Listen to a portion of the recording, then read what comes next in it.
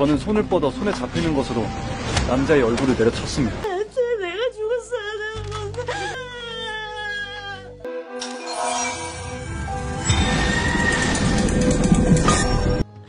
그냥 나 좀 모른 척해. 걱정하지도 말고.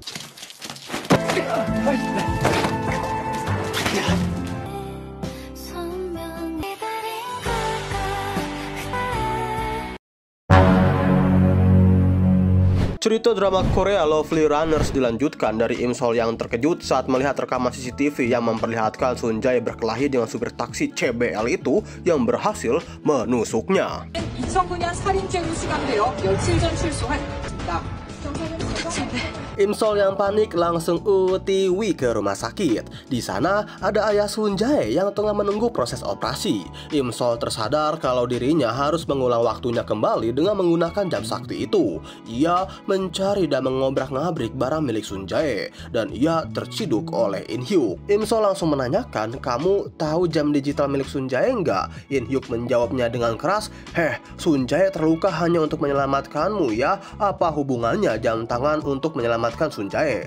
Percuma aja kamu nyari jam tangan Sun Jae. Jam itu udah hilang. Im Sol merasa kaget karena jam sakti itu ternyata hilang juga. Im Sol pun akhirnya pulang ke rumah. Ia mendengar pembawa berita yang menjelaskan kalau pembunuh pedofil itu balas dendam kepada Sun Jae karena di saat tahun 2009 Sun Jae yang sudah mengungkapkan kejahatannya sekaligus membantu polisi menangkap Yung So. Im Sol masih nggak nyangka gitu kan, ternyata Yung So berniat membunuh Im Sol. Keesokan harinya Im Sol menemui detektif Kim. Detektif Kim menyuruh Im Sol untuk meminta perlindungan ke polisi karena ia mengkhawatirkan kalau Yung So sudah bebas, ia akan menculik Im Sol lagi. Saat melihat berkas laporan milik Sun Jae, Im Sol terkejut. Ternyata saat tanggal 10 Mei 2009, sepulang dari kuliah, Sun Jae melihat buku milik Im Sol bertebaran di jalan. Di sana pun mendengar suara teriakan dari Im Sol. Disitulah Sun Jae menelepon polisi. Setelah itu ia menelepon HP Im Sol untuk mengikuti sumber suara ringtone-nya yang berada di rumah kosong. Kebetulan Sun Jae melihat Im Sol yang keluar dari rumah kosong dan pingsan. Seorang pria keluar dari gedung yang membuat Sun Jae mengejarnya.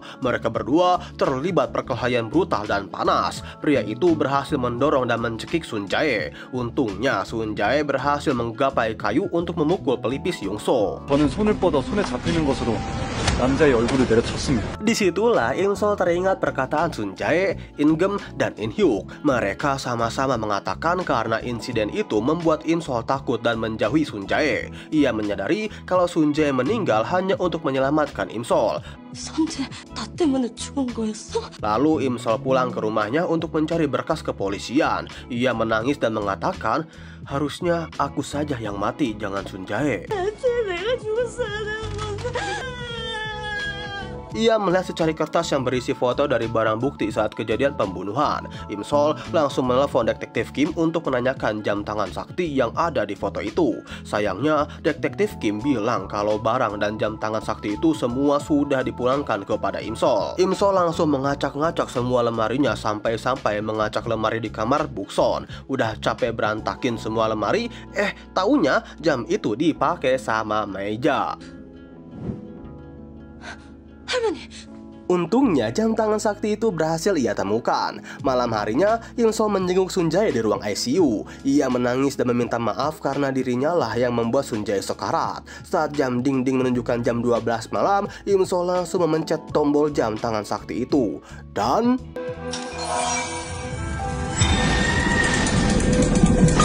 celing, Im Sol kebingungan karena banyak orang yang berkumpul dan mengatakan, apakah ia orang gila? Ternyata Im Sol duduk di atas patung kuda dan kembali ke tahun 2009. Im Sol terpeleset dari atas patung yang membuat semua orang panik. Im Sol mengira dirinya akan mati karena ia belum menyelamatkan Sun Jae. Tapi tiba-tiba ya, seorang pria datang menangkap Im Sol, yang ternyata pria itu adalah Sun Jae. Im Sol merasa malu, ia langsung kabur. Yunjo mengajarnya dan mengatakan, "Kamu bukannya berterima kasih kepada Sun Jae, malah langsung kabur." Im Sol pun berpamitan untuk pergi ke kantor polisi. Padahal hari ini ada kelas di kuliahnya. Sesampainya di kantor polisi, Im Sol melaporkan kejadian dirinya saat diculik oleh supir taksi pedofil itu di tanggal 1 September tahun 2008. Supir taksi itu menjadi pelaku pembunuhan di Waduk Juyang dan Im Sol memberikan barang bukti kunci taksi itu. Setelah itu Im Sol pulang dan ia melihat dua orang pria tengah melakukan transaksi. Im Sol pun langsung mengeluarkan tongkatnya untuk memukul pria itu. Ternyata pria itu adalah Taesung yang tengah COD-an baju. Im Sol merasa kikuk karena kelakuan konyolnya. Di tempat yang berbeda, Sun Jae tengah bermain keyboard. Ia merasa kelakuan Im Sol berubah nggak kayak biasanya. Saat melihat Sun Jae, Im Sol langsung lari ketakutan kayak melihat hantu. In Hyuk datang menertawai cerita dari Sun Jae. Ia beranggapan kalau Im Sol sebenarnya benci sama Sun Jae, makanya Im Sol sering lari menjauh darinya. Tapi Sun Jae merasa pendapat In Hyuk itu hanya omong kosong. In Hyuk melihat lirik lagu yang dibuat oleh Sun Jae. Ia tertawa karena lirik lagu itu ada menceritakan tentang perasaannya kepada Im Sol. Setelah menemui Taesung, Im Sol pulang ke rumahnya. Im Gem tiba-tiba masuk ke kamar Im Sol untuk meminta tanda tangannya. Im Sol merasa kebingungan dari permintaan Im Gem. Im Gem menceritakan kalau berita Im Sol yang duduk di atas patung menjadi viral. Tapi Im Sol nggak ambil pusing. Ia mengeluarkan semua isi tas yang berisi alat pelindungan. Im Sol penasaran dengan alat semprot cabai itu dan cerot menyemprotkan ke muka Im Gem. 야, 이건 어떤... Sementara itu, Taesung mendatangi kantor ayahnya untuk mengantarkan pakaian. Ayahnya sempat meneriaki Taesung karena pakaian yang dibawanya salah. Keesokan harinya, Yunju membangunkan Im Sol. Ia marah-marah gara-gara Im Sol yang tidur terus bikin telat berangkat ke kampus. Im Sol tak lama terbangun dan mengecek handphonenya. Ia senang karena polisi dengan cepat mengurus pengaduan kejahatannya. Yunjo iseng membuka tas Jingjing yang ternyata isinya kolor bapak-bapak.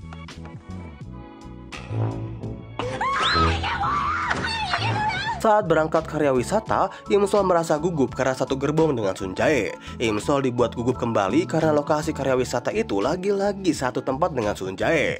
Sementara itu di kantor polisi, seorang polisi melaporkan kepada detektif Kim untuk mengusut tuntas pelaku percobaan pembunuhan yang dilakukan oleh Yung So. Di tempat karya wisata, Im Sol kelihatan gak betah dan ia berusaha untuk kabur. Setelah berhasil masuk ke dalam barak, ia mencari ransel miliknya. Sayangnya para kakak tingkat dan yang lainnya datang untuk mabuk bersama.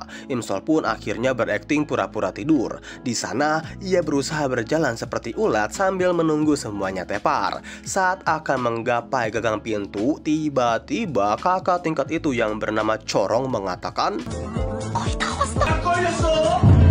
술 먹기 싫어서 자는 척했던 거야, 후배님? "Hayo lo, kamu ketangkep pura-pura turu." Im Sol mau gak mau ikut permainan yang diberikan oleh cutting itu, yang sayangnya Im Sol kalah dalam permainan yang mengharuskan Im Sol meminum alkohol dan datang ke barak fakultas tetangga. Im Gem kaget ternyata Im Sol kena hukuman yang menyuruhnya untuk menari. Im Sol dibuat gugup saat Sun Jae ternyata melihatnya. Im Sol sudah terlanjur malu banget. Ia pun marah dan memilih untuk pergi meninggalkan karya wisata. Di luar, Im Sol nggak sengaja melihat Sun Jae. Ia pun menutup wajahnya dengan ransel. Tanpa Im Sol sadari, ia malah berlari ke hutan yang isinya banyak babi liar. Sun Jae hanya tersenyum dan mengikuti Im Sol. Im Sol yang panik, ia mengeluarkan alat setrum yang membuat Sun Jae pingsan. Setelah Sun Jae tersadar, Im Sol menyuruh Sun Jae untuk pergi dari hadapannya. Tapi Im Sol malah terjerat perangkap bayi. Sun Jae menolong Im Sol dan berhasil melepaskan perangkapnya yang membuat mereka berdua menjadi baper. Sun Jae menanyakan, "Kamu kenapa mau kabur dari karya wisata? Apa kamu membenciku?" Im Sol di dalam hatinya bergumam, "Ya ampun, mana bisa aku membenci pria tampan kayak kamu? Aku menjauhimu untuk menyelamatkan hidupmu." Nah, sesampainya di lokasi karya wisata, Im Gem menahan Sun Jae dan memberikan wejangan kepadanya yang gagal mendekati Im Sol. Lalu Im Gem malah minjem handphone milik Sun Jae. Nah, Sun Jae kira ia akan memesan seblak. Taunya Im Gem malah menelpon pacarnya. Im Gem dibuat kaget yang tiba-tiba pacarnya memutuskan Im Gem. Di dalam barak, Im Sol tengah meminum alkohol sendirian. Ia masih terbayang-bayang dengan perkataan Sun Jae di hutan. Begitupun dengan Im Gem. Ia meminum banyak alkohol sembari menangis dan memohon agar pacarnya tidak meninggalkannya. Sun Jae datang dan meminta agar handphone miliknya dikembalikan karena habis pulsa. Im Gem malah menangis sembari curhat karena hatinya kini hancur lebur seperti ditembak peluru. cemburu. Im Gem tiba-tiba bersemangat untuk pergi menemui mantan kekasihnya. Yunjo yang melihatnya, ia dengan cepat mengejar Im Gem. Corong pun di luar berteriak nama Enji yang mengajaknya untuk berkencan. Tapi tiba-tiba Pret, Corong geger, yaitu kebelet boker. Sunjae pun diminta Corong untuk menahan pintunya. Saat menahan pintu WC, Sunjae teringat kalau Corong sudah membuat Imsol malu di depan semua teman-temannya. Sunjae pun memutuskan untuk pergi membiarkan pintu itu terbuka. Di sana, para cewek-cewek termasuk Enji melihat Corong yang tengah boker. Sunjae melihat Imsol yang tengah berjalan sempoyongan. Yunjo yang mengikuti Im Gem, ia terkejut melihat Im Gem terkena jebakan babi liar. Yunjo merasa senang karena Im Gem sekarang sudah jomblo. Yunjo merasa cemburu saat Im Gem menyebut nama mantannya dan ia pun aduh, dede masih kecil udah main nyosor-nyosor aja gitu kan? Mana aing belum pernah lagi Sementara itu, Sunjae dari kejauhan melihat Imsol yang akan terjatuh. Ia pun dengan sigap langsung menahannya. Sementara itu, Imsol yang sudah tersadar dari mabuknya, ia memarahi Sunjae yang selalu menolongnya. Imsol meminta agar Sunjae menjauhi dirinya dan menyebut Imsol cewek nakal, bahkan memohon Sunjae untuk tidak mengenalnya lagi. 그냥 나 좀 모른 척해.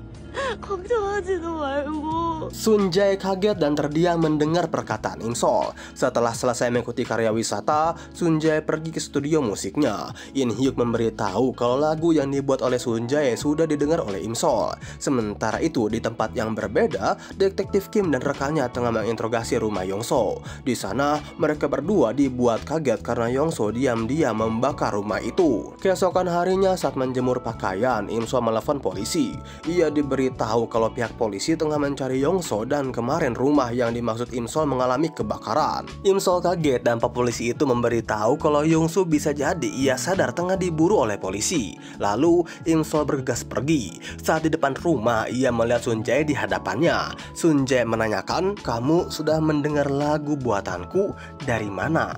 Kan lagu itu yang boleh dengar hanya In Hyuk saja. Karena saat Sunjae menggendong yang mabuk, tanpa sadar Imsol menyanyikan lagu buatan Sunjae. Dengan tatapan seriusnya, Sunjae menanyakan, "Kamu mau kemana? Kamu itu siapa sih sebenarnya?" Lalu Imsol menjelaskan kalau dirinya datang dari masa depan setelah memencet jam tangan sakti. Sunjae kebingungan dan terus menanyakan jam tangan itu. Imsol menceritakan kalau jam tangannya ia dapat dari lelang saat Sunjae menjadi artis. Sayangnya, setiap Imsol mengatakan tentang masa depan secara mendadak, waktu pun ikut berhenti. Sunjae merasa dibodohi dengan perkataan Imsol. Ia pun menjelaskan kalau dirinya yang akan cuti kuliah untuk pergi ke Amerika menjalani rehabilitasi. Ini bisa membuat Imsol menjauh darinya. Keesokan harinya In Hyuk mendapatkan telepon kalau video penampilan mereka semua lolos audisi di fase penyisihan daerah. Kabar itu membuat mereka semua bahagia, tapi audisi itu memberi syarat agar Sunjae menjadi vokalis di bandnya. In Hyuk pun datang ke rumah Sunjae untuk membujuknya bergabung dengan Eclipse. Mereka berdua terkejut mendengar jawaban ayah Sunjae yang memberitahu kalau Sunjae akan pergi ke Amerika untuk rehabilitasi. Awalnya Sunjae ragu untuk berangkat ke Amerika, tapi ayahnya sendirilah yang mendengar dari Imsol kalau Sunjae sebenarnya mau menjalani rehabilitasi. Sunjae merasa semua orang selalu mendukung dirinya untuk rehab. In Hyuk merasa Sunjae terlalu bucin sama Imsol walaupun Imsol menggantungkan perasaan Sunjae. Di tempat yang berbeda, Imsol diminta datang ke kantor polisi untuk diwawancara oleh detektif Kim saat kejadian penculikan. Imsol merasa kecewa karena rumah kejahatan yang dipakai Yongso terbakar dan membuat barang buktinya juga ikut hilang. Untungnya, detektif Kim memberitahu kalau di rumah penjahat itu tersisa satu noda darah dari korban pembunuhan yang bisa dijadikan petunjuk. Setelah memberikan petunjuk soal truk yang Imsol ingat saat kejadian penculikan, Imsol merasa senang karena perlahan kejahatannya mulai terungkap. Setelah itu, ia pergi ke kampus duduk bersama Hyunjo. Di sana, Imsol merasa cemburu melihat Sunjae akrab sama cewek lain yang bernama Dahye. Saat mata kuliah dimulai, Imsol melihat ke arah Sunjae yang selalu digodain sama Dahye. Setelah selesai kelas, Imsol dan Hyunjo pergi ke restoran. Di sana, Hyunjo terus menanyakan soal Im Gem yang membuat Imsol risih. Lalu gak lama dari itu, Hyunjo mabuk gara-gara kebanyakan minum. Saat akan membayar pesanan, uang koin milik Imsol jatuh berhamburan. Ia terus mengejar uang koin yang menggelinding itu. Setelah mendapatkannya, ia tak sengaja melihat Sunjae tengah asik bersama Dahye. Imsol pun mendengar sekaligus melihat tingkah laku Dahye yang menggoda, mencium, bahkan mengatakan Sunjae Jae ganteng, kamu mau nggak jadi pacar aku? Tapi tiba-tiba telepon Imsol berbunyi. Ia pun menutup kepalanya dengan tong sampah dan lari. Yunju si bocil polos malah tertawa. Imsol mabuk. Sesampainya di rumah, Imsol lagi-lagi mabuk bersama Imgem. Mereka berdua saling mencurahkan kekesalannya, sekaligus Imsol berteriak-teriak dan menghentakkan kakinya yang membuat sendalnya terjatuh. Saat melihat ke bawah, rupanya sendal itu mengenai kepala Sun Jae. Imsol turun ke bawah. Sun Jae menanyakan, "Tadi kamu ke restoran yang lari nutup muka pakai tong sampah itu kan?" Imsol menjawab kalau pelakunya bukan dirinya. Sun Jae gak mempan dibohongin sama bocil. Ia pun menanyakan, "Gimana? Cemburu ya lihat aku ciuman sama cewek lain? Sebenarnya kamu sayang gak sih sama aku? Kalau aku pergi ke Amerika, kamu kesepian gak?" Di dalam hatinya, Imsol bergumam kalau sebenarnya ia menyayangi Sun Jae dan merasa keberatan kalau Sun Jae harus pergi ke Amerika. Tapi Imsol menjawab, "Bodoh amat, aku gak suka sama kamu." Ungkapan dari Imsol membuat Sun Jae patah hati. Begitupun dengan Imsol, ia harus membohongi dirinya. Padahal saat di masa depan ia cinta mati sama Sun Jae. Tapi demi menyelamatkan nyawa Sun Jae, ia rela membohongi perasaannya. Malam harinya Taesung pergi ke kantor ayahnya untuk membawakan baju ganti. Lagi-lagi Taesung lupa bawa kolornya. Gak sengaja Taesung mendengar percakapan ayahnya bersama rekannya yang ada sangkut pautnya sama Imsol. Saat akan pergi ke kampus, In Hyuk mendatangi rumah Sun Jae. Ia rela potong rambut sampai-sampai membuat skenario untuk membujuk Sun Jae agar mau menjadi vokalis. Taunya dengan mudah Sun Jae menerima ajakannya. Di kampus, Taesung menunggu Imsol di kampusnya. Kedatangan Taesung membuat ciwi-ciwi di sana terpana. Setelah Imsol mendatanginya, ia membuat Sun Jae salah paham dan menjadi cemburu buta. Imsol pun menanyakan tujuan Taesung menemuinya. Taesung memberitahu selain nagih kolor milik ayahnya, ia pun mengungkapkan kalau dirinya sayang banget sama Imsol sampai mati malahan. Lalu mereka berdua pergi ke restoran. Di sana Taesung menanyakan soal kekhawatiran soal Imsol yang diculik saat tahun lalu. Imsol baru tahu kalau Taesung anaknya detektif Kim. Imsol menceritakan sekaligus minta bantuan kepada Taesung karena penjahat yang menculiknya adalah pelaku pembunuhan di Sungai Juyang.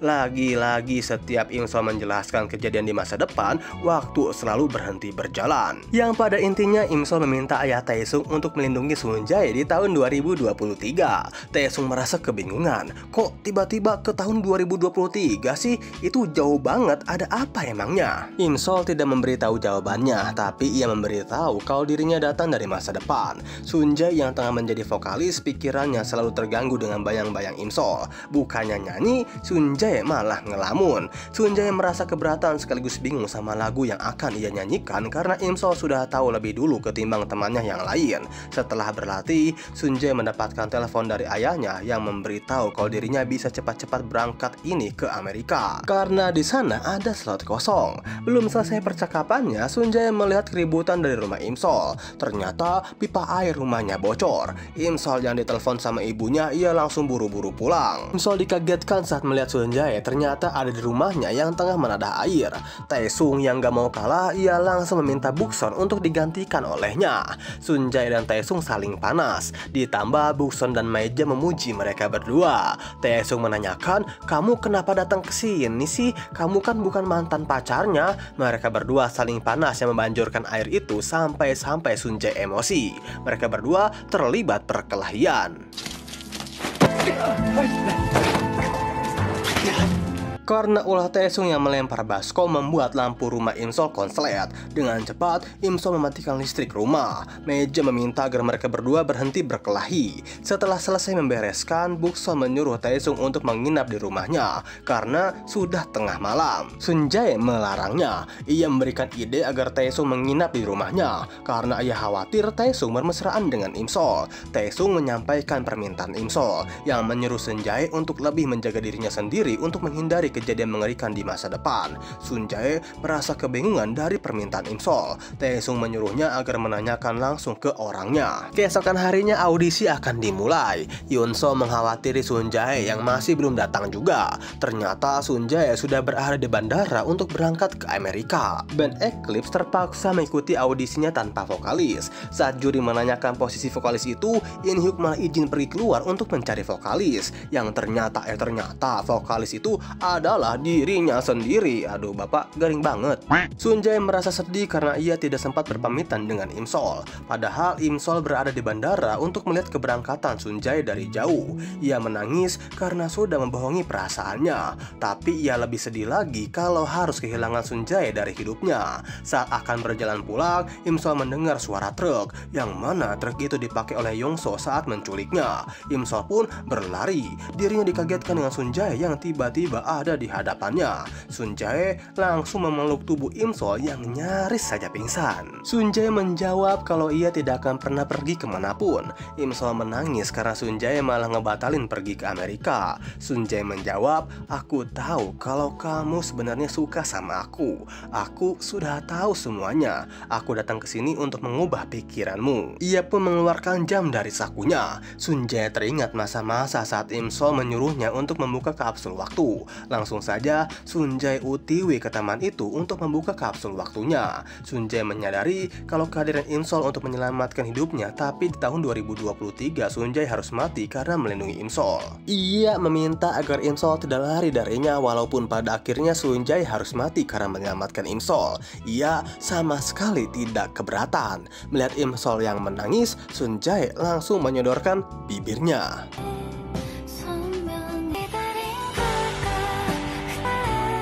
Dan ya, scene ini pun sekaligus juga menutup alur cerita dari drama Korea yang berjudul Lovely Runners episode yang ke-9 sampai episode yang ke-10 Mamang.